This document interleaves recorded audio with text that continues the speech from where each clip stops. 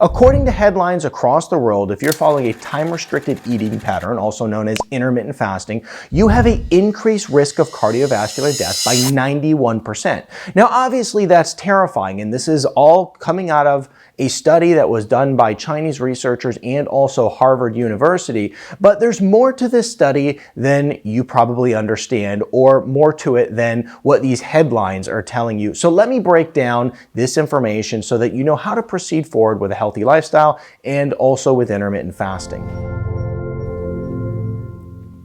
Hey Wellness Warrior, I'm Dr. Nick Zarowski, and when you see headlines saying things like 8-hour time-restricted eating is linked to a 91% increase in higher risk of cardiovascular death, well, that's pretty terrifying. And these studies here are something that are very hard to interpret for the average person, and they need to be broken down a little bit. Now, when we look at this headline in general, first question is, where is it coming from? Well, it's coming from Chinese researchers and Harvard University, and it was presented at the American Heart Association's annual conference in Chicago. And the thing is that you have to understand about all of these organizations, and especially if you followed me for a while, you have seen me totally tear apart the American Heart Association because they, really push a lot of bad things for you, such as putting their labels on junk foods across the store, and also Harvard University for some of the research that they come out with that's very counterintuitive to natural health science. And so it begs the question when you see something like this, well, how did they come to this conclusion? So let's go through this particular piece of research, this abstract that they did, and to how they came to the conclusion that you were likely to have a 91% increase in cardiovascular death if you're doing something that you otherwise thought was healthy, like intermittent fasting. So the test was set up like this. The test was a self-reporting system and also is based on memory recall. So imagine someone calls you, hey, Mrs. Jones, what did you eat 2 weeks ago? How did you eat a couple years ago? So it was based off of your memory of what happened. And I know that for me personally, this would be very difficult because I probably don't remember what I ate yesterday, let alone last week, let alone 6 months ago. And so this is a challenge here already. Now, the next thing in this test is, I want to point out, it was done on 20,000 adults. The average age was 49. Okay, nothing really skeptical about that, big deal. And it was done over the course of 8 to 17 years in duration. Okay, so this is long, starting back in 2003 and 2018. Now, one of the first things I want to point out when you see 2003 to 2018 is it is quite obvious that people had no clue what intermittent fasting, I'm talking the average majority of people had no clue what intermittent fasting was back in 2003. Now, I was one of the early adopters of intermittent fasting, and I was thinking back, and it was probably 2010 when I first started doing it. And I was a weirdo, and me and maybe one other friend that was doing it, but on average, you never heard of anybody doing intermittent fasting. So it's very clear to see that 2003 and probably all the way up until about 2018, people really weren't intermittent fasting because it wasn't a mainstream item. You know how I found out that people actually cared about fasting? Is I had done a podcast where I talked about fasting probably back in like 2015 or so.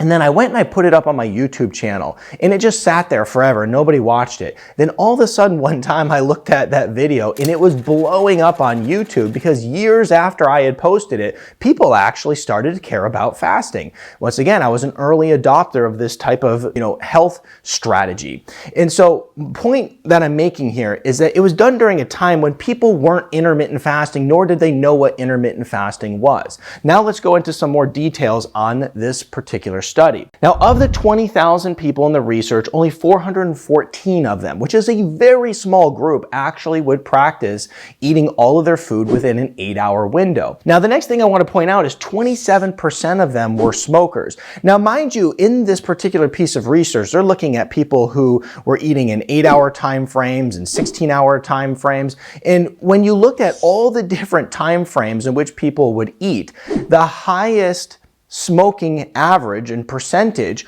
were those who were intermittent fasting. So what does this tell you? This tells you that the person who was waking up in the morning and having a cup of coffee and a few cigarettes didn't eat breakfast. That's basically what this means. And then they probably quit eating at night because they would have a few cigarettes as well. So you find a high percentage of smokers within this intermittent fasting group. Now, the next thing to point out is 65% of them drank, and that's not that big of a deal because the drinking was very similar in all of the categories. So we're not too worried about this. The next thing, and we are worried about this, is that the average BMI was 29.9, meaning that you're likely looking at people who are more likely to be overweight and unhealthy.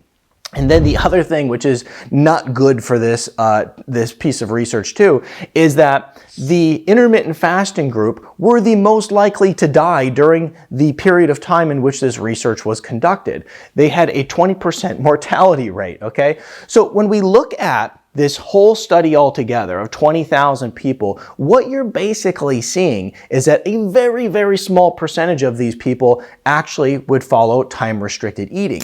And of those people, they were smokers and unhealthy individuals and most likely to die during this testing period.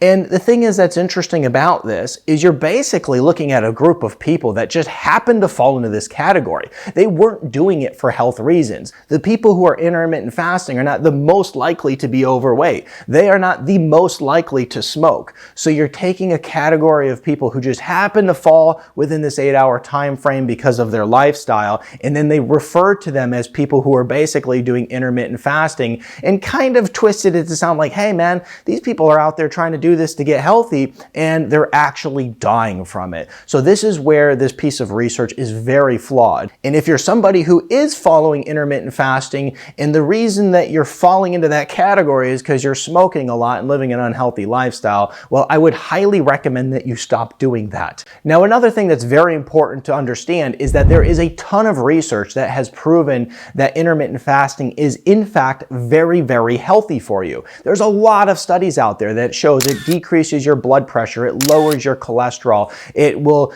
help you reverse a fatty liver, it'll lower your insulin levels, it'll lower inflammation. We know that all of those things are associated with cardiovascular death when they're going the wrong direction. So we really have to look at this study for what it is, and that is absolute garbage. And there seems to be this coordinated assault on intermittent fasting for some reason, and I think it's very bad. And the reason it's bad is because I know people who have struggled very much over the years to live a healthy lifestyle, to lose weight. And the one thing that they were able to actually recruit and adopt as a strategy to really project them forward and help them lose that weight and become healthier was intermittent fasting. So when headlines like this sweep across the internet and people don't actually dive any deeper to truly understand what's happening, or they hear from their friend who read the headline how terrible intermittent fasting is for you, then what happens is the damage is already done. The people who could have used intermittent fasting to become healthier, well, they may no longer do it. And I can tell you right now, the damage is already done on this, and unfortunately many people will suffer from this bad information, this bad piece of research. And the other thing that just drives me nuts is we hear all the time from the medical community is like, you know, those quacks in the natural side, they're always doing junk research, and yet they do stuff like this and claim that it's the best of the best science. So total garbage. And what I'll do is I'll put a link to a whole bunch of really good quality intermittent fasting studies in the description below that prove that intermittent fasting will in fact increase your heart health over time through many different metrics in many different ways. I'm Dr. Nick Zarowski, and if you enjoyed this video, watch this one next.